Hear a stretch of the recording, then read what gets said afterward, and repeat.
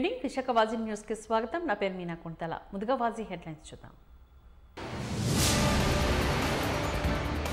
ఆధునికతను కలబోస్తూ నాగరికతను మర్చిపోని పండుగ సాంప్రదాయంలో నిజమైన ఆనందం ఉందన్న ప్రముఖ సినీ నటుడు. ఎంపీ జీవీఎల్ ఆధ్వర్యంలో నిర్వహించిన సంక్రాంతి సంబరాల్లో ముఖ్య అతిథిగా పాల్గొన్న సాయి కుమార్.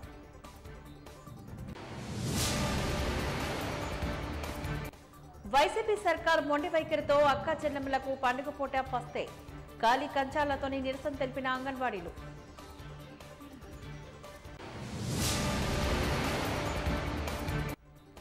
రాజకీయ పార్టీలు ముస్లింలకు ఎమ్మెల్యే సీట్లను కేటాయించాలి, లేని పక్షంలో ఇండిపెండెంట్లుగా పోటీ చేస్తామన్న వాయిస్ ఆఫ్ ముస్లిం కమిటీ. ఇక డీటెయిల్స్ చూద్దాం. ఆధునికత కావాలి, అదే సమయంలో మన నాగరికతను మరవరాదని సినీ నటుడు పూడిపెద్ది సాయి కుమార్ అన్నారు. రాజ్యసభ సభ్యులు జీవీఎల్ నరసింహారావు అధ్యక్షతన టీమ్ 4 జీవీఎల్ ఆధ్వర్యంలో నిర్వహిస్తున్న మహా సంక్రాంతి సంబరాలు 2024లో ఆయన పాల్గొన్నారు. ఈ సందర్భంగా ఆయన మాట్లాడుతూ సాంస్కృతిక రాయబారిగా విశాఖ నగరం నిలుస్తోందని చెప్పారు. నేడు విశాఖలో చేస్తున్న సంక్రాంతి ఉత్సవాలు భవిష్యత్తు తరానికి అందించే సాంస్కృతిక సంపదగా పండుగలు నిలుస్తాయని హితవు పలికారు. తన తండ్రిది విజయనగరం జిల్లా కల్లేపల్లి అగ్రహారం, తాను శ్రీకాకుళం జిల్లాలో అల్లుడేనని చెబుతూ తనకు ఉత్తరాంధ్రలోని ఎంతో అనుబంధం ఉందని చెప్పారు. మన నాగరికతను, ఉత్తరాంధ్ర సాంప్రదాయాలను, కళలను నేటి తరానికి పరిచయం చేస్తూ విశాఖలో పండుగ వాతావరణాన్ని ఏర్పాటు చేసిన విధానం అభినందించారు.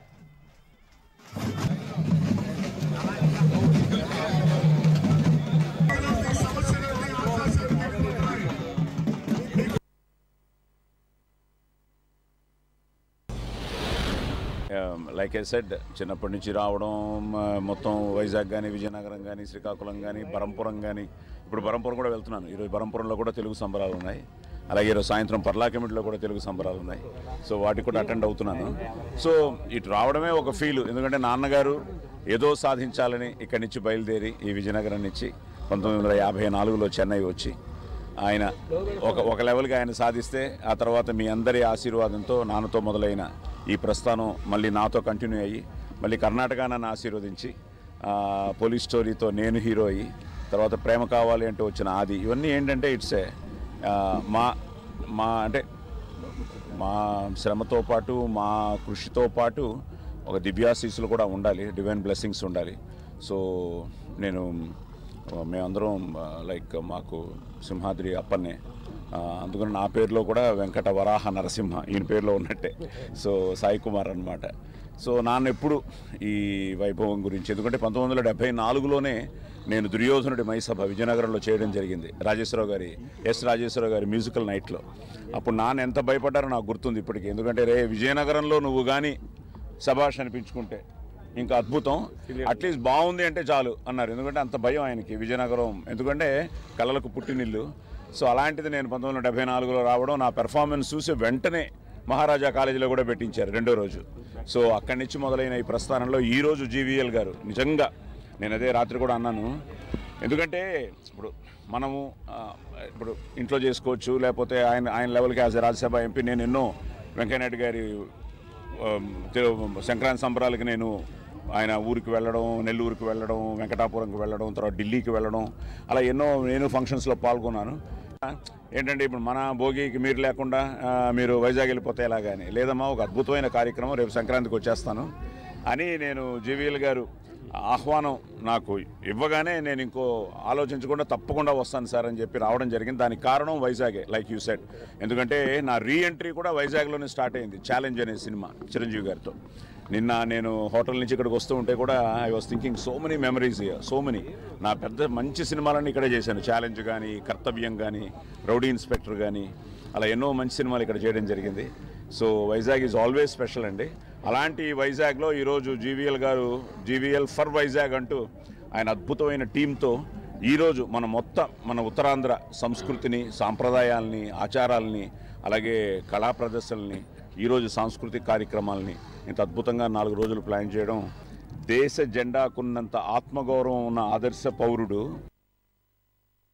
వైసీపీ జీవోలన్నీ ప్రజలను పీడించే విధంగా ఉన్నాయని, అందుకే వాటిని భోగి మంటల్లో వేసి దహనం చేసి ఈ సంవత్సరం భోగి పండుగ జరుపుకోవాలంటూ టీడీపీ మాజీ మంత్రి ఉత్తర నియోజకవర్గ శాసనసభ్యులు గంటా శ్రీనివాసరావు పిలుపునిచ్చారు. గత 4 సంవత్సరాలుగా వైకాపా ప్రభుత్వం ప్రజలను పట్టి పీడిస్తుందని ఆ పార్టీలో ఉన్న నాయకులకే అర్థమైందని అందుకే అటువంటి పార్టీని వీడి నాయకులందరూ బయటకు వస్తున్నారని ఆరోపించారు. వైకాపా పార్టీ ఎమ్మెల్యే ఎంపీలకు జగన్ పైన నమ్మకం పోయిందంటున్న మాజీ మంత్రి గంటా శ్రీనివాసరావుతో మా Vaji news coordinator Balakrishna face to face. 2024 సార్వత్రిక ఎన్నికలు సమీపిస్తున్న వేళ ఈ సంవత్సరం సంక్రాంతి మరింత ప్రాధాన్యత కూడా సంతరించుకుందని చెప్పాలి. ప్రధానంగా విశాఖపట్నం జిల్లా టీడీపీ పార్టీ ఆఫీసులో ఈరోజు సంక్రాంతి సంబరాలను అంగరంగ వైభవంగా నిర్వహిస్తున్నారు. అయితే దానికి గంటా శ్రీనివాసరావు గారు కూడా హాజరయ్యారు. అయితే 2024 ఎన్నికల నేపథ్యంలో చాలా మంది మార్పులు చేర్పులు కూడా జరుగుతున్నాయి. అయితే సంక్రాంతి ఎటువంటి ప్రాధాన్యత, సంక్రాంతి తర్వాత పూర్తిగా కూడా రాజకీయ వాతావరణం, ఎలక్షన్ వాతావరణం వచ్చే అవకాశం ఉంది. అంటే ఈ సందర్భంలో అసలు సంక్రాంతి ఏ విధంగా జరుపుకోబోతున్నారు టీడీపీ శ్రేణులందరూ, ఆయన ప్రజలను ఉద్దేశించి ఏం మాట్లాడుతున్నది ఆయన మాటలో వినే ప్రయత్నం చేద్దాం. సార్ చెప్పండి, అంటే ఈ 2024 సార్వత్రిక ఎన్నికలు సమీపిస్తున్న వేళ ఈ సంవత్సరం సంక్రాంతికి ప్రాధాన్యత సంతరించుకుంది, ప్రధానంగా రాజకీయాల్లో కానీ ప్రజల్లో కానీ ఏ విధంగా చూడాలి? ముఖ్యంగా గత 4 సంవత్సరాల 9 నెలల ఈ ఒక దుర్మార్గ పరిపాలనకి ఈ సంవత్సరంలో మనం ప్రజలు ఆశీస్సులతోటి చరమగీతం పాడబోతా ఉన్నాం. ఈరోజు భోగి పండుగ ప్రపంచవ్యాప్తంగా తెలుగు వాళ్ళందరూ కూడా ఒక పండగ వాతావరణంలో చేసుకుంటా ఉన్నారు. భోగి పండుగ యొక్క ప్రాశస్త్యం ఏంటంటే ఆ పాత సామాన్లు, పనికిరాని వస్తువులు అవన్నీ కూడా భోగి మంటల్లో వేసి వాటిని కాల్చేసేసి ప్రజలు వాళ్ళ యొక్క ఇది తీర్చుకుంటూ ఉంటారు. మరి ఈ సందర్భంగా మరి ఆ తెలుగు ప్రజలను కూడా ఒకటే కోరుతా ఉన్నాం, ఏదైతే ఈ రాష్ట్రంలో ఒక పనికిమాలిన ప్రభుత్వం, ఎందుకు పనికిమాలిన ప్రభుత్వం అంటున్నామంటే 2019 ఎన్నికలప్పుడు వాళ్ళు చెప్పిన వాగ్దానాలు, అంతకుముందు పాదయాత్రలు ఇచ్చిన హామీలు కానీ ఏ ఒక్కటి నెరవేర్చకపోగా ఒక విధ్వంసకరమైన పరిపాలన చేస్తున్న ప్రభుత్వం కాబట్టి, ఏ ఒక్క వర్గం యొక్క ప్రజల ఆశలు కానీ ఆకాంక్షలు కానీ నెరవేర్చకుండా ఉన్న ప్రభుత్వం కాబట్టి ఇది ఒక పనికిమాలిన ప్రభుత్వం అంటున్నాం. ఇటువంటి పనికిమాలిన ప్రభుత్వాన్ని మనం ఏదైతే పాత వస్తువులు, పనికిరాని వస్తువులన్నీ కూడా భోగిమంటలు వేస్తూ ఉన్నామో ఈ ప్రభుత్వాన్ని కూడా ఈసారి ఈ భోగిమంటలు వేస్తున్నారని చెప్పి ప్రజలు ఫీల్ అవుతూ ఉన్నారు. వచ్చే భోగి, సంక్రాంతి, కనుమ పండుగకి ఈ రాష్ట్రంలో నూతన ప్రభుత్వం, మన అనుభవం ఉన్న చంద్రబాబు నాయుడు గారి నాయకత్వంలో ఒక కొత్త ప్రభుత్వం రాష్ట్రంలో ఏర్పడిపోతూ ఉంది. దానికి ప్రజలు సన్నిహితమై ఉన్నారు. ఎప్పుడెప్పుడు ఎన్నికలు వస్తాయా, ఆ ఎన్నికల్లో తెలుగుదేశం పార్టీకి జనసేన కాంబినేషన్లో భారీ విజయం చేకూర్చాలని చెప్పి ప్రజలు ఆతృతగా ఎదురు చూస్తూ ఉన్నారు. సంక్రాంతి తర్వాత ఇటు టీడీపీలోకి భారీగా చేర్పులు జరిగే అవకాశం ఉందంటూ కూడా ఇటు చంద్రబాబు నాయుడు, లోకేష్ కూడా పదే చెప్తుండ్రు. అంతేకాకుండా మీ మాజీ మంత్రులు, మీ పార్టీ అధ్యక్షులు గారు కూడా చెప్తుండ్రు. అంటే ఇంతవరకు ఎవరైనా సరే వైకాపా నుంచి మీ వద్ద చేరుతాం, అదే టీడీపీలోకి వస్తామంటూ కూడా ఏమైనా సరే మీకు సంకేతాలు అందాయా? ఇప్పుడు నేను గతంలో కూడా చెప్పాను, ఈరోజు వైఎస్ఆర్ పార్టీ అనేది it is a sinking boat, ఒక మునిగిపోతున్న పడవ. ఎప్పుడైనా ఒక పడవలో ప్రయాణిస్తున్న వాళ్ళు ఆ పడవ మునిగిపోతుంది, దానికి ఆ పడవకి చిల్లులు పడ్డాయి, పడవలోకి నీళ్లు వస్తూ ఉన్నాయి, పడవ మునిగిపోతుంది అని తెలిసిన తర్వాత ఎవరు కూడా ఆ పడవలో ఉండాలని కోరుకోరు. ప్రతి ఒక్కరు కూడా ఒక సేఫ్టీ చూసుకుంటారు. మరి ఈరోజు వైసీపీలో ఉండటం అంటే ఒక మునిగిపోతున్న పడవలో ప్రయాణం చేయటం, ఎప్పుడు మునిగిపోతుందో తెలియదు. అటువంటి పడవలో ప్రయాణం చేయడం కంటే ఒక సేఫ్టీ ఉన్న ప్లేస్కి చేరుకోవాలనేది సహజంగా ఉంటుంది. ఈరోజు కూడా రాష్ట్రంలో పరిస్థితి అలాగే ఉంది. వైకాపా పార్టీ పరిస్థితి ఆ విధంగా ఉంది కాబట్టి అందులో ఉండే ఎమ్మెల్యేలు కావచ్చు, ఎంపీలు కావచ్చు, సీనియర్ నాయకులు కావచ్చు, వాళ్ళందరూ కూడా ఎప్పుడెప్పుడు ఒక సేఫ్టీ ప్లేస్లోకి వెళ్దాం అనే ఒక ఆతృత, వాళ్ళ ఆలోచన వాళ్ళకి కనిపిస్తూ ఉంది. ఆ సేఫ్టీ అంటే ఈరోజు తెలుగుదేశం పార్టీ ఒక సమర్థవంతమైన నాయకత్వం, ఒక అనుభవం నాయకుడు. ఈరోజు ఎన్నికలు ఎప్పుడు వచ్చినా కూడా గెలవడానికి సిద్ధంగా ఉన్న పార్టీ. అందుకని ఆ తెలుగుదేశం పార్టీలోకి రావడం కోసం మొత్తం 13 ఉమ్మడి జిల్లాల్లో కూడా సీనియర్ నాయకుల దగ్గర నుంచి కొత్తగా ఎమ్మెల్యే అయిన వాళ్ళు వాళ్ళందరూ కూడా సిద్ధంగా ఉన్నారు. అయితే ఈరోజు ఎవరెవరు వస్తారు ఏంటి అనేది నేను ఇప్పుడు చెప్పడం అది కరెక్ట్ కాదు. మరి త్వరలో చూడబోతా ఉన్నారు. సంక్రాంతి తర్వాత ఈ రాష్ట్ర రాజకీయాల్లో ఒక భారీ మార్పులు జరగబోతా ఉన్నాయి. ఎందుకంటే మనం చూసాం ఈరోజు ఎట్లాంటి నాయకులు ఏ విధంగా ఈరోజు ఒక్కొక్కరు జగన్మోహన్ రెడ్డి గారి యొక్క వ్యక్తిత్వం గురించి కానీ లేకపోతే అక్కడ ఉన్న పరిస్థితి గురించి కానీ చెప్పి బయటకు వస్తామని మనం చూస్తూ ఉన్నాం. ఎంపీలు కావచ్చు, ఎమ్మెల్యేలు కావచ్చు, లేకపోతే ఎమ్మెల్సీలు కావచ్చు, వీళ్ళందరూ కూడా పార్టీకి రాజీనామాలు చేయడమే కాకుండా జగన్మోహన్ రెడ్డితో వాళ్ళకున్న అసోసియేషన్లో ఎటువంటి అవమానాలు ఎదుర్కొన్నారో ఇవన్నీ కూడా వాళ్ళు స్పష్టంగా చెప్పి బయటకు వస్తూ ఉన్నారు. ఇవన్నీ కూడా భవిష్యత్తులో మరిన్ని ఎక్కువగా పోతా ఉన్నాయి. ఈ తెలుగుదేశం పార్టీ, జనసేన రేపు ఎన్నికల్లో గెలవడం అనేది 100కి 100 పాళ్ళు తథ్యం. అలాగే ఈ వైసీపీ పార్టీ అనేది నేను చెప్పినట్టుగా ఒక మునిగిపోయే పడవ, దాంట్లో నుంచి చివరికి ఎవరు మిగులుతారనేది కూడా ఈరోజు పెద్ద ఒక ప్రశ్న. ఎమ్మెల్యేలు సీట్లు ఇచ్చిన వాళ్ళు ఏదో ఒక పార్టీలో పోటీ చేయాలి కాబట్టి కొంతమంది ఉంటే ఈరోజు ఆ పార్టీలో ఉండొచ్చు తప్ప ఎవరు కూడా వైసీపీ పార్టీలో ఉండడానికి సిద్ధంగా లేరని చెప్పి కూడా నేను భావిస్తూ ఉన్నాను. ముఖ్యంగా విశాఖ జిల్లాలో మరి గత 2 రోజులుగా కొంతమంది అటు ఇటు సీట్ల లిస్ట్ అనౌన్స్ చేసిన తర్వాత దీనిలో రావడానికి కూడా చాలామంది సన్నద్ధం చేశారు.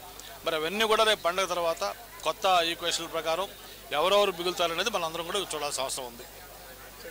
అయితే విశాఖలో సంక్రాంతి సంబరాలు అయితే మాత్రం టీడీపీ పార్టీ ఈ సందర్భంగా మాజీ మంత్రి గంటా శ్రీనివాసరావు గారు మాట్లాడుతూ ఏదైతే త్వరలో రాబోయే ఎన్నికల్లోని పూర్తిగా కూడా ప్రజలందరూ కూడా వైకాపాను నమ్మే పరిస్థితి లేదు. ఈ సంక్రాంతి భోగి మంటల్లోని ఇటు వైకాపా యొక్క పాలన మొత్తాన్ని కూడా మంటలో పడేసి వీళ్ళందరూ కూడా స్వేచ్ఛగా స్వచ్ఛందంగా కూడా పూర్తిగా కూడా కొత్త సంక్రాంతి సెలబ్రేట్ చేసుకోవడమే కాకుండా మరో 2-3 రోజుల్లో ప్రభుత్వం కూడా టీడీపీ ప్రభుత్వం రాబోతుంది.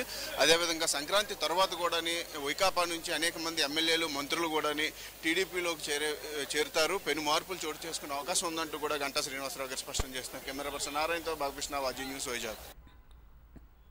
శ్రీ కనక మహాలక్ష్మి అమ్మవారి దేవస్థానంలో మన సంస్కృతి అయిన మన పండుగ పేరున ఈ నెల 14, 15, 16 తేదీలో ఈ దేవాలయ ప్రాంగణంలో సంక్రాంతి వేడుకలు సాంప్రదాయబద్ధంగా నిర్వహించారు. భోగి పండుగను పురస్కరించుకొని చిన్నారులకు భోగి పళ్ళు పోయిట, హరిదాసుల కీర్తనలు, గంగరెద్దుల ప్రదర్శన, గోపెమ్మల నృత్యాలు, కోలాట నృత్యాలు నిర్వహించారు.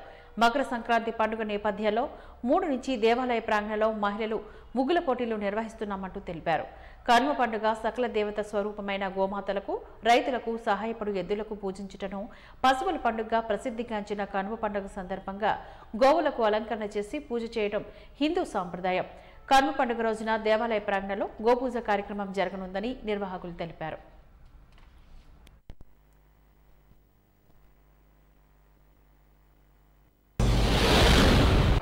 సంక్రాంతి సందర్భంగా మనకి 3 పండుగలు, భోగి, సంక్రాంతి, కనుమ పండుగలు.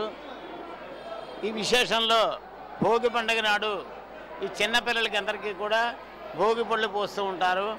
ఏమిటి విశేషము అంటే వారికి బాలారిష్ట దోషములు జాతక రీత్యా కానీ గోచార రీత్యా కానీ ఇవన్నీ దుష్టగ్రహ బాధలు ఇవన్నీ పోవడం కోసం, గాలి ధూళి ఇవన్నీ కూడా ఉపశమనం కోసము ఈ భోగి నాడు ప్రొద్దుటే అందరూ అభ్యంగన స్నానం చేయాలి. పిల్లల చేత కూడా స్నానం అయిన తర్వాత, నూతన వస్త్రధారణ అయిన తర్వాత, దేవతా ప్రార్థన, నిత్యకర్మానుష్ఠానము పూర్తయిన తర్వాత పెద్దలు ఈ పిల్లలకి సూర్యనారాయణమూర్తికి ప్రీతి అయినటువంటి రేగిపళ్ళు, అలాగే చెరుకు ముక్కలు, విడి పువ్వులు, చిల్లర పైసలు ఇవన్నీ కూడా దిష్టి తీయడం అనేటువంటి ఒక సాంప్రదాయము. ఇదే భోగిపళ్ళు అనేటువంటి విశేషం. భోగిపళ్ళు పోస్తున్నాము మా పిల్లలకి అని చెప్తూ ఉంటారు.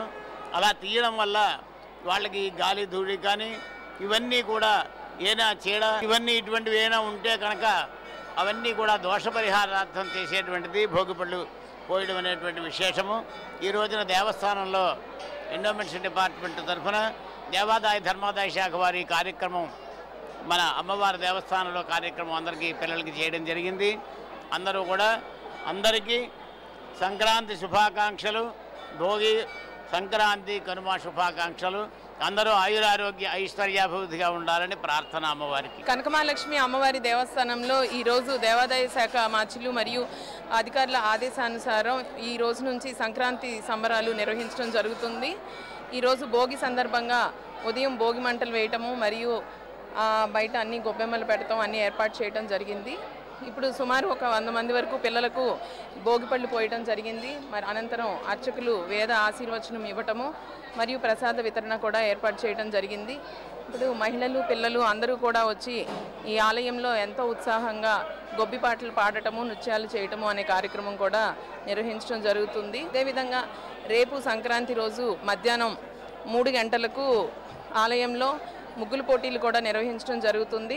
అనంతరం విజేతలకు ఆలయం తరపున ఆశీర్వచనము మరియు బహుమతులు కూడా ఇవ్వటం జరుగుతుంది. ఆ కార్యక్రమంలో కూడా మహిళలందరూ వచ్చి పాల్గొనవచ్చు. కనుమ రోజు ఉదయం గోపూజ కార్యక్రమం ఉంటుంది. ఆ రోజు కూడా వచ్చి గోమాతను అందరూ సేవించి ఆశీర్వాదం తీసుకోవాల్సిందిగా కోరుతున్నాం.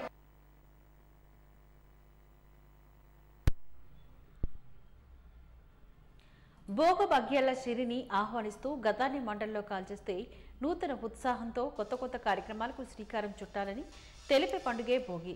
విశాఖ నగరంలో భోగి పండుగను పురస్కరించుకుని నగరం అంతటా మారుమూల చిన్న వీధుల నుంచి పెద్ద రహదారుల వరకు తెల్లవారుజాము 3 గంటల నుంచి భోగి మంటలు ఎగిస్తాయి. చిక్కని చీకటి ఛేదిస్తూ మంచు తెరలను చీలుస్తూ నునువెచ్చని వేడిని అందించే భోగి మంటలపైన వేడి నీటిని కాచుకొని భోగి స్నానాలు చేయడం మానవాయితీగా వస్తోంది. ఈ నేపథ్యంలో చిన్న చితక ముసలి ముతక అందరూ కూడా భోగి మంటల చుట్టూ చేరి పండుగ కాంతులను ఆస్వాదించారు.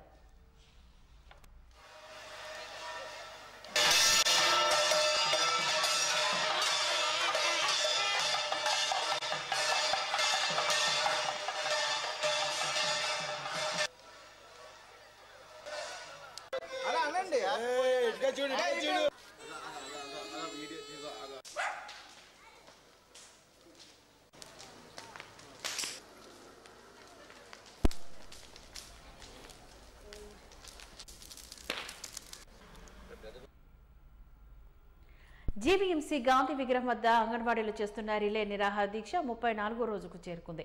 అంగన్వాడీలకు జీతాలు పెంచే వరకు ఎన్ని రోజులకినా పోరాడతామంటూ సమ్మెలో పాల్గొన్న సిఐటియు జిల్లా ప్రధాన కార్యదర్శి ఆర్కేఎస్పీ కుమార్ తెలిపారు. గత 33 రోజుల నుంచి ఎంతో ఐక్యంగా పట్టుదలగా అంగన్వాడీలు వారి న్యాయమైన సమస్యలు పరిష్కరించాలని పోరాడుతున్నారని చెప్పారు. ప్రభుత్వం వీరి సమస్యలు పరిష్కరించకుండా వీరిపైన బెదిరింపు చర్యలకు పాల్పడుతూ ఉద్యోగాల నుంచి తొలగిస్తామని నోటీసులు జారీ చేయడం మానుకోవాలని సూచించారు. శుక్రవారం జరిగిన చర్చల్లో ప్రభుత్వం జీతాలు పెంచమని చెప్పడం సమంజసం కాదని, ఒక ప్రక్క మహిళా సాధికారత ధ్యేయమని చెబుతున్న ప్రభుత్వం మహిళల పట్ల ఈ రకంగా వ్యవహరించడం దుర్మార్గమని ఆరోపించారు. అంగన్వాడీలు తమ జీతాలు పెంచమంటే ప్రభుత్వం 5 సంవత్సరాలకు ఒక్కసారి జీతాలు పెంచుతామని చెబుతోందని చెప్పారు. ఈ 5 ఏళ్ల కాలంలోని పెట్రోల్, డీజిల్, విద్యుత్ ఛార్జీలు, ఇంటి అద్దెలు, స్కూల్ ఫీజులు, నిత్యావసర ధరలన్నీ భారీగా పెరిగాయని తెలిపారు. ఈ రోజుకి అంగన్వాడీల సమ్మె 34వ రోజుకి చేరుకుంది. ఈరోజు పండుగ అందరూ కూడా పండుగ చేసుకునే మూడ్లో ఉంటే మేము మాత్రం అంగన్వాడీలు పస్తులతో ఇక్కడ కూర్చున్నాము. అందరూ కూడా ఇంట్లో సంతోషంగా పిల్ల పాపలతో చుట్టాలతో అందరితో పిండి వంటలు వండుకుంటూ మంచి వంటలు వండుకొని కొత్త బట్టలు వేసుకొని అందరూ కూడా పండుగ చేసుకునే పరిస్థితిలో ఉన్నారు. అంగన్వాడీలు మాత్రం ఈరోజు ఈ టెంట్లో ఇలా పిల్లల్ని తీసుకొని వచ్చి కుటుంబ సమేతంగా ఇలా కూర్చొని ఖాళీ గిన్నెలు ఖాళీ తెప్పాలతో అంటే మాకు ఏమీ లేవు పస్తులతో ఉన్నామని చెప్పేసి నిరసన తెలియజేస్తున్నాము. రాష్ట్ర ప్రభుత్వం ఇప్పటికైనా సరే తెలుసుకొని అంగన్వాడీల వేతనాల పెంపుపై మాట్లాడాలని చెప్పేసి కోరుతున్నాము. ఇప్పుడు మొన్న చర్చలకు పిలిచేటప్పుడు కూడా పిలిచి కూడా అంగన్వాడీలను అవమానిస్తున్నారు. అలా అవమానించడం కాదు, అంగన్వాడీల వేతనాలపై మాట్లాడాలని చెప్పేసి కోరుతున్నాము. రేపు సంక్రాంతి సందర్భంగా అయినా అంగన్వాడీలను పిలిచి వేతనాల పెంపు విషయం మాట్లాడి ఏదో ఒక మాకు ఇవో అంటూ పాస్ చేసి మమ్మల్ని విధులకు వెళ్ళమని చెప్పండి. అంతే తప్ప మా ఖాళీ చేతులతో విధులకు వెళ్ళమని చెప్పేసి అయితే సజ్జల రామకృష్ణారెడ్డి గారు బెదిరింపు చర్యలు చేస్తున్నారు. అలాంటి బెదిరింపులకైతే మేము భయపడేది లేదు. ఈ మా న్యాయమైన డిమాండ్ కనీస వేతనాల పెంపు జరిగిన తర్వాత మేము విధులకు వెళ్తామని చెప్పేసి ఈ రాష్ట్ర ప్రభుత్వానికి హెచ్చరిక చేస్తున్నామండి. సిఐడి జగన్ జేబు సంస్థ అంటూ తెలుగుదేశం జిల్లా పార్టీ అధ్యక్షులు పల్లా శ్రీనివాసరావు ఆరోపించారు. జిల్లా తెలుగుదేశం పార్టీ కార్యాలయంలో జరిగిన విలేకరుల సమావేశంలో పాల్గొని ఆయన మాట్లాడారు. జగన్ పెత్తందారీ పోకడలతో నియంతలా వ్యవహరిస్తున్నారని, జగన్ ఎమ్మెల్యేకు విలువ కూడా ఇవ్వకపోవడంతో చాలా మంది పార్టీని వెళుతున్నారని చెప్పారు. జగన్ జేబు సంస్థ సిఐడితోని చంద్రబాబు పైన అక్రమ కేసులు పెట్టి కక్ష సాధిస్తున్నారని ఆరోపించారు. జగన్ తన తండ్రి అధికారాన్ని అడ్డం పెట్టుకుని కోట్లు దోచుకున్నారని ఎద్దేవా చేశారు. జగన్ పైన 30కి పైగా ఆర్థిక నేరాల కేసులు ఉన్నాయని, జగన్ కు జన్మజన్మలకు యావజ్జీవ శిక్ష తప్పదని హెచ్చరించారు. కోర్టు వాయిదాలు తీసుకోవడంలోని జగన్ రికార్డు సృష్టించారని అన్నారు. చంద్రబాబును 53 రోజులు జైల్లో పెట్టి ఆధారాలు చూపించలేకపోయారని, 2004లో జగన్ ఆస్తి 2 కోట్ల కంటే తక్కువ, ఇప్పుడు జగన్ ఆస్తి 4 లక్షల కోట్లు, జగన్ ఈ ఆస్తులు ఎలా వచ్చాయో చెప్పగలరా అంటూ ప్రశ్నించారు. వాళ్ళని చూపించి ప్రజలకి, ముఖ్యంగా బీసీలను అనే వాళ్ళని ఎక్కువ ప్రోత్సహిస్తున్నట్టు బయట సమాజంలో చూపించి వెనక పెత్తందారీ వ్యవస్థను ఏర్పరచుకొని అతను లక్షల కోట్లు సంపాదిస్తూ మరి ఓ పక్క కోట్లని మోసం చేస్తూ ఇంకో పక్క ప్రజలను మోసం చేస్తూ ఈరోజు ఒక ఆర్థిక నేరగాడుగా మరి ఈ రోజున ఒక ఆర్థిక నేరగాడు అనేవారు సమాజంలో ఉంటే ఒక రాష్ట్రం ఒక దేశం అంతా నష్టపోతుంది, వెనకడుగు పోతుంది దేశం కూడా ఇలాంటి వ్యక్తుల వల్ల. దానికి అండగా సిఐడి అనే విభాగాన్ని పెట్టుకొని ఆ సిఐడితో ప్రత్యర్థులనైతేనేమి సామాన్యులైతేనేమి ప్రశ్నించే ప్రతి గొంతుకను మరి అరెస్ట్ చేసి వాళ్ళని చిత్రహింసలు పెట్టి అర్ధరాత్రుల పూట అరెస్టులు చేసి మరి వాళ్ళే మరి ఒంట్లో గాయం ఉన్నా సరే హాస్పిటల్ తీసుకెళ్లకుండా రక్తం కారుతున్నా సరే మరి ఆ రోజున టైల్స్ ఆపరేషన్ చేసుకొని ఇంట్లో రెస్ట్ తీసుకుంటున్నటువంటి మరి కింజరాపు అచ్చెన్నాయుడు గారిని అరెస్ట్ చేసి పైశాచిక ఆనందం సుమారు 24 గంటల సేపు రాష్ట్రం అంతా తిప్పారు అతన్ని జీపెక్కించి. జగన్మోహన్ రెడ్డి గారు ఆయన పెత్తందారి పోకడలతో ఒక నియంతలాగా వ్యవహరిస్తూ ఆ తీరు తట్టుకోలేక ఆయన చెప్పాలంటే ఎమ్మెల్యేస్ కావచ్చు, ఎంపీస్ కావచ్చు, వాళ్ళెవరికి కూడా ఆయన ఇంటర్వ్యూ ఇవ్వకుండా ఉండడం వల్ల చాలామంది ఆ పార్టీ వీడి వెళ్ళిపోతున్నారు. ఆ దృష్టి మళ్లించడానికి చంద్రబాబు నాయుడు గారి మీద అక్రమంగా కేసులు పెట్టి ఏదైతే జగన్ రెడ్డి గారు జేబీ సంస్థ ఉందో, జేబీ సంస్థ అంటే ఏపీ సిఐడిని పట్టుకొని కక్ష సాధిద్దాం అనే ఆలోచనతో చంద్రబాబు నాయుడు గారి మీద అక్రమంగా కేసులు పెట్టి వెళ్తున్నటువంటి తీరు మీ అందరికీ తెలిసిందే. మేము ఒకటే చెప్తున్నాం, జగన్మోహన్ రెడ్డికి జన్మలకి కూడా యావజ్జీవ శిక్ష పడక తప్పదు. ఎందుకంటే జగన్మోహన్ రెడ్డి గారు ఒక ఆర్థిక నేరగాడు. ఆయన తండ్రి అధికారాన్ని అడ్డు పెట్టుకొని సుమారు 38 కేసుల్లో నమోదు చేసుకొని 40 అంటే ఆ తండ్రి అధికారం పెట్టుకొని 43,000 కోట్లు సంపాదించుకున్నాడు. దాన్ని పైన సిబిఐ అలాగే ఈడీ ఎన్ఫోర్స్మెంట్ డైరెక్టరేట్ ఈ మీద సుమారు 38 కేసులు నమోదు చేయడం జరిగింది. అసలు చెప్పండి, జగన్మోహన్ రెడ్డి గారు ఈ 12 సంవత్సరాలుగా 3,500 వాయిదాలు తీసుకున్నారు. విశాఖలో జీవీఎల్ సంక్రాంతి సంబరాలు అమరాన్నంటాయి. ఆంధ్ర యూనివర్సిటీ ఇంజనీరింగ్ గ్రౌండ్స్లోని ఏర్పాటు చేసిన సంక్రాంతి సంబరాల్లో పాల్గొన్న రాజ్యసభ సభ్యులు జీవీఎల్ నరసింహారావు విశాఖ అంటే తనకు ప్రత్యేక అభిమానమని, అందుకే ఉత్తరాంధ్ర తెలుగు సాంప్రదాయ సంస్కృతిని ఉట్టిపడేలా ఈ యొక్క కార్యక్రమాన్ని ఏర్పాటు చేశామని చెప్పారు. దీనిపైన మరింత సమాచారాన్ని మా వాజీ న్యూస్ కోఆర్డినేటర్ బాలకృష్ణ అందిస్తారు. విశాఖలో జీవీఎల్ సంక్రాంతి సంబరాలు అంబరాన్ని అంటుతున్నాయి. ఈరోజు భోగి సందర్భంగా కూడా విశాఖపట్నంలో ఆంధ్ర యూనివర్సిటీ గ్రౌండ్లో ఏర్పాటు చేసినటువంటి సంక్రాంతి సంబరాల కార్యక్రమంలో భారీ ఎత్తున భోగి మంట కార్యక్రమం నిర్వహించారు. అయితే ఈ సందర్భంగా సినీ నటుడు సాయి కుమార్ గారు కూడా ఇక్కడికి రావడం జరిగింది. అయితే విశాఖలో ఎందుకు ఇటువంటి కార్యక్రమం చేయాలనిపించింది, ఉత్తరాంధ్ర మీద ఆయనకి ఎంత ప్రేమ ఉంది అన్నది కూడా దీంతో అర్థమవుతుంది. అయితే ఆయన మాటల్లో సంక్రాంతి సంబరాలు ఈ 2 రోజులు ఏ విధంగా జరగబోతున్నాయి, ఎవరెవరు ప్రముఖులు రాబోతున్నారు ఆయన మాటల్లో విందాం. సార్ చెప్పండి, అంటే ఈ విశాఖ ప్రధానంగా ఉత్తరాంధ్రలో చేయాలని ఎందుకు అనిపించింది ఇటువంటి కార్యక్రమం? నేను విశాఖ వాసిగానే ఉంటున్నాను కనుక నేను దాదాపుగా 2.5 సంవత్సరాలుగా విశాఖలోనే నివాసం ఉంటూ ఇక్కడే స్థానిక సమస్యలపై, స్థానిక రాజకీయాల్లో చురుగ్గా ఉంటూ స్థానిక సమస్యలపై, అన్ని సమస్యలపై మీరు ఎన్నుకున్నటువంటి ఎంపీ గారు 3 సంవత్సరాల్లో నేను చేసిన దానిలో 10వ వంతు కూడా విశాఖ కోసం ప్రయత్నం చేశారని నేనైతే అనుకోను, ఎవరు అనుకోవటం లేదు. సో కాబట్టి విశాఖ జీవితంతో పూర్తిగా మమేకమై విశాఖ సమస్యల్ని ప్రతీదీ నా కృషితో వీలైనంత స్థాయిలో తీర్చే విధంగా పూర్తి స్థాయి ప్రయత్నం చేస్తున్నాను. సో ఇక్కడే నివాసం ఉంటున్నాను, మా కుటుంబం ఇక్కడే ఉంది కనుక ఈసారి వేడుకలు ఇక్కడే జరుపుకున్నాం. గత సంవత్సరం కూడా ఇక్కడే ఇంటి దగ్గర జరుపుకోవటం జరిగింది. దాదాపుగా 1000కి పైగా గత సంవత్సరం కూడా వచ్చారు స్నేహితులు, అందరూ మిత్రులు. కానీ ఈసారి మొత్తం విశాఖ వాసులందరికీ ఒక పల్లె వాతావరణాన్ని సృష్టించి మరి మహాపట్నంలోనే, విశాఖపట్నంలోనే పల్లె వాతావరణం సృష్టించాలనేటువంటి ఒక ఆలోచనతో ఈ కార్యాచరణ చేయటం జరిగింది.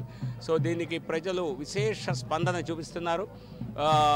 2 రోజుల్లో సుమారుగా 40,000 మంది వచ్చి ఇక్కడ సందర్శించారన్న అంచనా. సో ఈరోజు రేపు భోగి, సంక్రాంతి, కనుమ పండుగల్లో మరి ఇంకా పెద్ద సంఖ్యలో వచ్చి ప్రజలు ఇక్కడ ఆనందిస్తారని, ఇక్కడ ఉన్నటువంటి ఏర్పాట్లు చూస్తే మీకు గత చరిత్రలో ఎప్పుడూ కూడా సంక్రాంతి స్థాయిలో జరుపుకున్నటువంటి దాఖలాలు లేవు. సార్, అయితే ప్రధానంగా చూసుకున్నట్టయితే ఇటు బీజేపీ శ్రేణులు ఏవైతే ఉన్నాయో, ఉత్తరాంధ్రలో ఉన్న బీజేపీ శ్రేణులు కానీ, అదేవిధంగా ఉత్తరాంధ్ర ప్రజలు కానీ, అంటే మీరు దీపావళి కూడా అంతే ఘనంగా వేడుక నిర్వహించారు. ఇప్పుడు సంక్రాంతి అంటే ఇది కేవలం రాజకీయాలతో సంబంధం ఉందా, లేదా కేవలం ఉత్తరాంధ్ర సంస్కృతిని ఉట్టిపడే విధంగా చేసే ఉద్దేశం ఏమన్నా? ఇది పూర్తిగా పండుగని సాంప్రదాయబద్ధంగా జరుపుకోవాలని చేసేటువంటి పని. ఇందులో రాజకీయం ఎక్కడా లేదు. రాజకీయ పార్టీల ప్రస్తావన నేను ఎప్పుడూ తేలేదు. ఎవరిని పార్టీ తరఫున కూడా ప్రత్యేకమైనటువంటి అందరితో పాటు అందరినీ ఆహ్వానించడం జరిగింది. ఇది రాజకీయాలకు అతీతంగా చేసేది. సంక్రాంతి అన్నది ఒక పార్టీ పండుగ కాదు, మనందరి పండుగ. ఇందులో అందరూ ఆహ్వానితులే. సార్, అయితే ఆఖరిగా విశాఖ అదే ఉత్తరాంధ్ర ప్రజలకు కానీ మీ బీజేపీ శ్రేణులకు కానీ సంక్రాంతి సంబరంగా మీరు ఏం చెప్పబోతున్నారు? తెలుగు రాష్ట్రాల సుమారు 9 కోట్ల ప్రజలందరికీ, తెలుగు వారందరికీ భోగి పండుగ, అలాగే సంక్రాంతి పండుగ, కనుమ పండుగ శుభాకాంక్షలు. తెలుగువారికి అత్యంత ప్రధానమైనటువంటి పండుగ సంక్రాంతి పండుగ. దాదాపుగా ప్రతి ఇంట్లో కూడా అత్యంత వైభవంగా జరుపుకునే పండుగ. సో ఇంటింటా జరిగేటువంటి సంబరాలని ఈసారి సామూహికంగా మరి పట్టణం మధ్యలో అందరితో కలిసి జరుపుకోవాలని ఏర్పాటు చేసినటువంటిది ఈ జీవీఎల్ మహాసంక్రాంతి సంబరాలు. సో కాబట్టి అందరూ తెలుగు వారందరికీ, తెలుగు రాష్ట్రాల ప్రజలందరికీ, విశాఖ వాసులకి ప్రత్యేకంగా ఈ సంక్రాంతి వెలుగులు తీసుకురావాలని, ప్రజల జీవితాల్లో ఆనందాన్ని నింపాలని, మరి ఆ భగవంతుడి ఆశీస్సులు అందరికీ ఉండాలని చెప్పి ప్రార్థిస్తాను. ఇది విశాఖపట్నంలోని ప్రస్తుతం మనం ఇంజనీరింగ్ గ్రౌండ్స్ వద్ద ఉన్నాం. ఇక్కడ చూసుకున్నట్టయితే భోగి మంటలు ఘనంగా నిర్వహించారు. అయితే సంక్రాంతి పండుగను పురస్కరించుకొని ఈ యొక్క కార్యక్రమాన్ని ఆంధ్ర ఇంజనీరింగ్ గ్రౌండ్లో, యూనివర్సిటీ ఇంజనీరింగ్ గ్రౌండ్లో ఏర్పాటు చేశారు. ఇక్కడ తప్పెటి గుళ్ళు, గంగిరెద్దులు, అదేవిధంగా ఏదైతే మన సాంప్రదాయ నృత్యాలు, అంతేకాకుండా అరకు ఏదైతే గిరిజన నృత్యాలు, అదేవిధంగా హరిదాసులతో ఇక్కడ మొత్తం పూర్తిగా కూడా మొత్తం ఇక్కడ ఎవరైతే ఇక్కడ సంక్రాంతి భోగి పండుగ జరుపుకునేందుకు వచ్చినటువంటి వీక్షకులందరూ కూడా ఇక్కడ ఉన్నారు. భక్తులందరూ కూడా వచ్చి ఇక్కడ ఆనందంగా భోగి మంటల్లో మొత్తం ఇక్కడ ఉన్నటువంటి ఏవైతే పిడకలు కానీ కర్రలు కానీ వేసి అందరూ కూడా భోగి ఉత్సవాలని ఘనంగా జరుపుకుంటున్నారు. అయితే ఈ యొక్క కార్యక్రమాన్ని జీవీఎల్ నరసింహారావు గారు, రాజ్యసభ సభ్యులు, ఎంపీ గారు ఇక్కడ ఘనంగా ఉత్తరాంధ్ర సంస్కృతి ఉట్టిపడేలా కూడా ఇక్కడ మొత్తం 4 రోజుల పాటు నిర్వహించడం జరుగుతుంది. కెమెరా పర్సన్ నారాయణతో బాలకృష్ణ, వాజీ న్యూస్, వైజాగ్.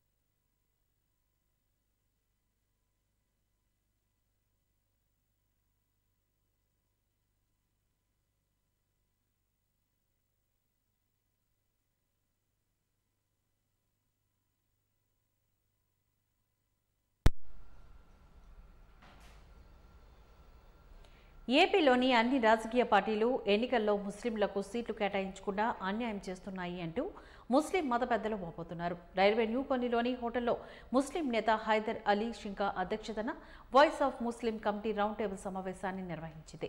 ఈ సందర్భంగా ముస్లిం మత పెద్దలు మాట్లాడుతూ పశ్చిమ గోదావరి జిల్లా నుంచి శ్రీకాకుళం జిల్లా వరకు ఉన్న 67 నియోజకవర్గ వర్గాల్లోని ముస్లింలు పెద్ద సంఖ్యలో ఉన్నారని తెలిపారు.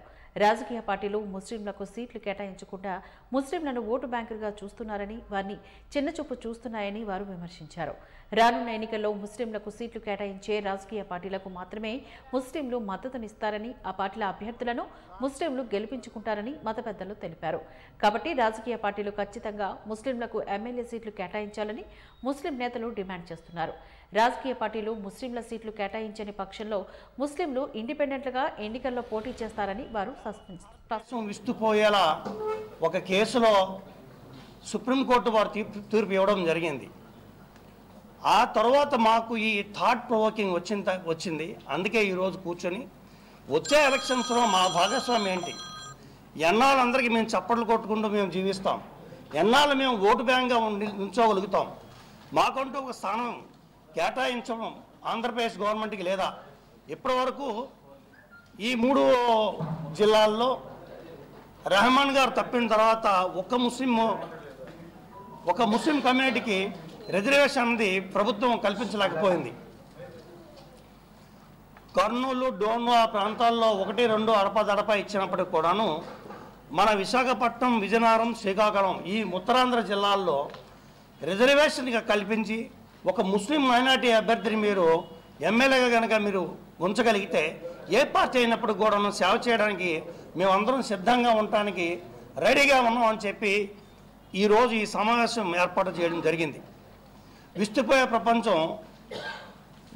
ప్రపంచం ఈ మధ్యకాలాన బిల్కిస్ బానో కేసు మీకు తెలుసు.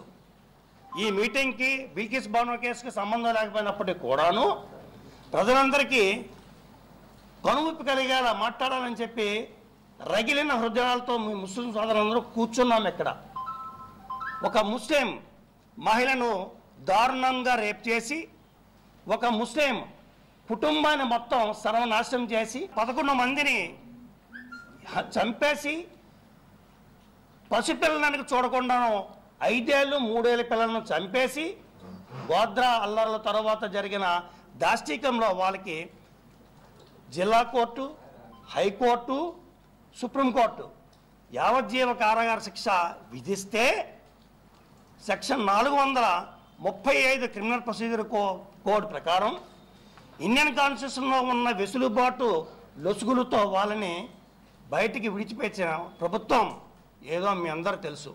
ఒక ముస్లిం సోదరుడిగా నేను ఆ ప్రభుత్వం పేరు చెప్తే కనుక నాకు ఒక కలర్ ఉంది కాబట్టి మిగతా ప్రజలందరూ కూడా నా మీద విద్వేషం వస్తుందన్న భయంతో నేను చెప్పలేకపోతున్నాను. రేపిస్టుల్ని దండలేసి మీరు ఊరేగిస్తారా?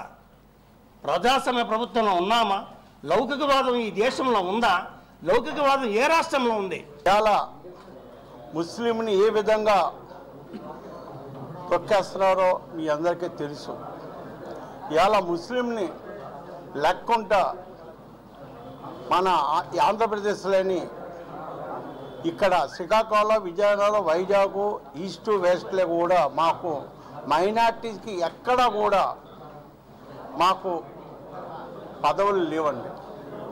ఇవాళ మేము ఎవరి దగ్గరికి వెళ్ళి అడుక్కునే పరిస్థితికి వచ్చామండి. మా హక్కుల గురించి మేము అడిగినా మాకు చేసిన ఎవరు లేరు. ఇవాళ ముస్లింలు ఇవాళ సౌత్ లేని 20,000 మంది, నార్త్ లేని 25,000 మంది ఇలాగ చెప్పుకొని పోతే చాలామంది ముస్లిమ్స్ ఉన్నారండి. ఇవాళ మేము గెలుపుకుంటే సోమత ఉంది. ఇవాళ మా హిందూ సోదరులు, క్రిస్టియన్ సోదరులు ప్రతి ఒక్కరు కూడా మాకు సపోర్ట్ చేసి మీరు నిలబడండి, మీకు మేము సపోర్ట్ చేస్తాము అని ప్రతి హిందూ సోదరులు, ప్రతి ముస్లిం, ప్రతి క్రిస్టియన్ సోదరులు, ప్రతి ఇతర మతాల్లో ఎస్టీ, ఎస్సీ, మైనార్టీ ప్రతి ఒక్కరు కూడా మాకు సపోర్ట్ చేయడానికి వాళ్ళు ముందుకు వస్తున్నారండి. దయవుంచి కానీ రాజకీయవేత్తలు ముందుకు రావటం లేదు. ఇవాళ గెలిచే గుర్రాలకి ఇవాళ మాకు సీటుకి ఇస్తే ఇవాళ తెలుగుదేశం మన వైఎస్ఆర్. వాజిద్ న్యూస్ ముగించే ముందు ముఖ్యాంశాలు మరొకసారి చూద్దాం. ఆధునికతను కలబోస్తూ నాగరికతను మరిచిపోని పండుగ సాంప్రదాయంలో నిజమైన ఆనందం ఉందన్న ప్రముఖ సినీ నటుడు ఎంపీ జీవీఎల్ ఆధ్వర్యంలో నిర్వహించిన సంక్రాంతి సంబరాల్లో ముఖ్య అతిథిగా పాల్గొన్న సాయి కుమార్.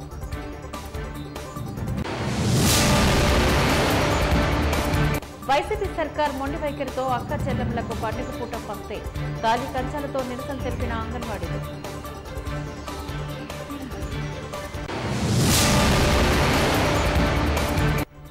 రాజకీయ పార్టీలు ముస్లింలకు ఎమ్మెల్యే సీట్లను కేటాయించాలి, లేని పక్షంలో ఇండిపెండెంట్లుగా పోటీ చేస్తామన్న వాయిస్ ఆఫ్ ముస్లిం కమిటీ.